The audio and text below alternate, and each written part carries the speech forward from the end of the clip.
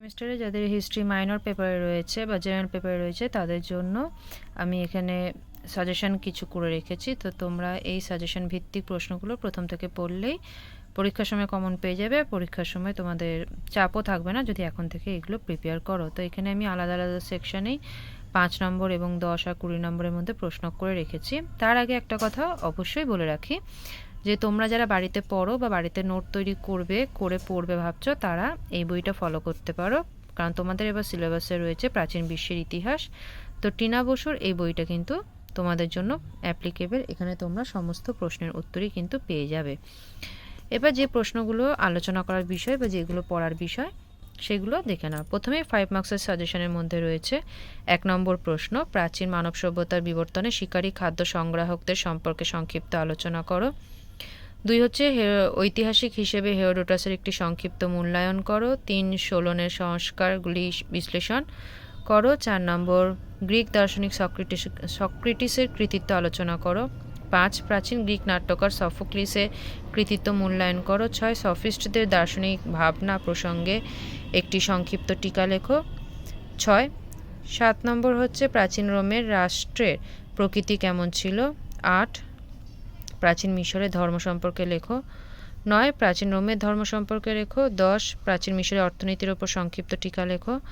11 নিম্ন পুরাপ্রস্তর যুগের উপর সংক্ষিপ্ত টিকা লেখো। 12 স্পার্টার সংবিধান সম্পর্কে আলোচনা করো।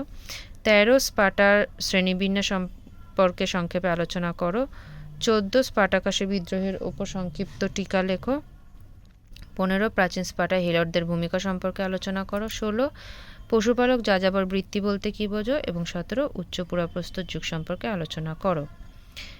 নেক্সট দেখো 10 মার্কস এবং 20 মার্কসের জন্য যেগুলো পড়তে হবে তার মধ্যে 1 নম্বর হচ্ছে প্রাচীন মিশরের রাষ্ট্র ব্যবস্থার সাধারণ বৈশিষ্ট্য আলোচনা করো।